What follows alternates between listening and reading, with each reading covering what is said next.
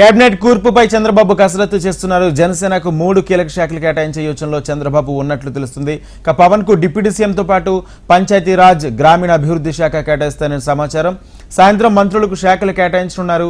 CM Chandrababu బాధ్యతను స్వీకరించిన అనంతరం అధికారికంగా ప్రకటించనున్నారు. ఎవరెవరికి ఏ శాఖలు కేటాయించాలనే దానిపై కసరత్తు ఓ కొలిక్కి వచ్చినట్లు తెలుస్తుంది.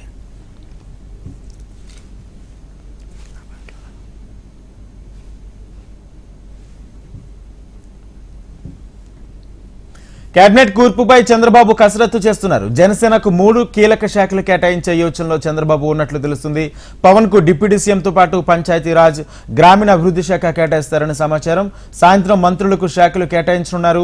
సీఎం చంద్రబాబు బాధ్యతను స్వీకరించిన అనంతరం అధికారికంగా మంత్రులను ప్రకటించనున్నారు. అయితే ఎవరెవరికి ఏ శాఖలు కేటాయించాలనే దానిపై కసరత్తు కొలిక్కి వచ్చినట్లు తెలుస్తుంది. ఇదే అంశానికి సంబంధించి పూర్తి సమాచారం మా ప్రతినిధి కాంతి అందిస్తారు. కాంతి,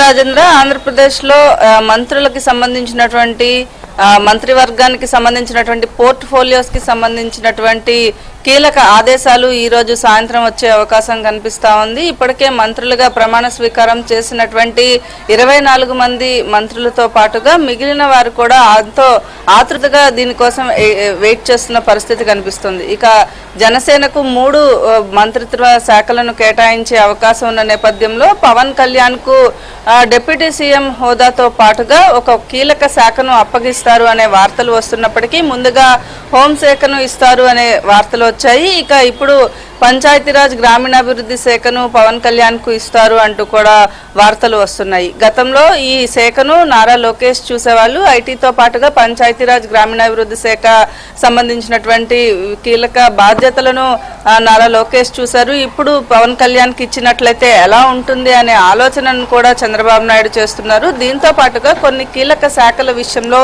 ఇంకా ఎవరికి ఇవ్వాలి అనే దానికి సంబంధించి కొంత సీనియారిటీని బేస్ చేసుకుని ఇవ్వడంతో పాటుగా గతంలో ఆ శాఖలు చేసిన వారైతే మరొకసారి దాని మీద పట్టు ఉండే అవకాశం ఉంది. ప్రస్తుతం రాష్ట్రంలో అంతా కూడా అన్ని శాఖలపైన కూడా కొంత ఆర్థిక భారం అనేది ఉన్న నేపథ్యంలో శాఖలను వారికి కేటాయించినప్పుడు వారు దాని నుంచి బయటకు తీసుకురావడానికి ఎటువంటి స్టెప్స్ తీసుకోవాలి అనేది సీనియర్లకు ఇచ్చినట్లయితే గనక ఒక అవగాహన ఉంటుంది అనేది ఒక ఆలోచన.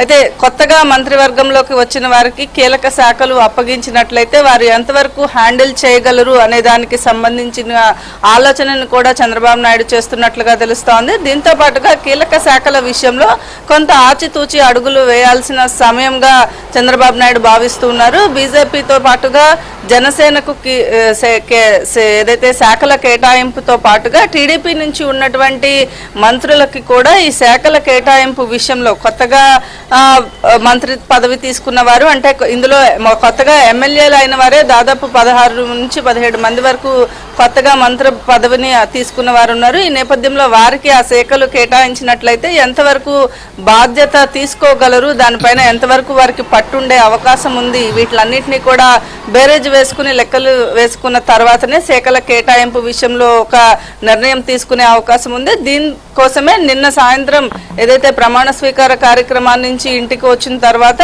మంత్రులుగా ప్రమాణ స్వీకారం చేసిన అందరితో కూడా చంద్రబాబు భేటీ అవ్వడం జరిగింది. భేటీలో కూడా కొన్ని కీలక అంశాలను వారి నుంచి తీసుకోవడం జరిగిందని మనకున్న సమాచారం మేరకు తెలుస్తుంది. ఇక చంద్రబాబు నాయుడు ప్రస్తుతం తిరుమల పర్యటనలో ఉన్నారు. తిరుమల నుంచి వచ్చిన తర్వాత ఈ శాఖల కేటాయింపు విషయం పైన మరొకసారి కసరత్తు చేసే అవకాశం ఉంది. ఈ రాత్రికి సాయంత్రం ఏదైతే సచివాలయంలో బాధ్యతలు తీసుకున్న తర్వాత శాఖల కేటాయింపు విషయంలో ఒక స్పష్టత వచ్చే అవకాశం ఉన్నట్లుగా తెలుస్తోంది. సచివాలయంలో బాధ్యతల స్వీకరణ తర్వాత తిరిగి ఉండవల్లి నివాసానికి చేరుకుంటారు. అక్కడ ఈ శాఖల కేటాయింపు విషయంలో ఒక క్లారిటీ వస్తుంది. ఫైనల్ గా సాయంత్రానికి ఎవరికి ఏ శాఖ కేటాయిస్తారు అనే అంశానికి సంబంధించినటువంటి ఒక స్పష్టమైన ప్రకటన వచ్చే అవకాశం ఉంది. రాజేంద్ర, థాంక్యూ కాంతి.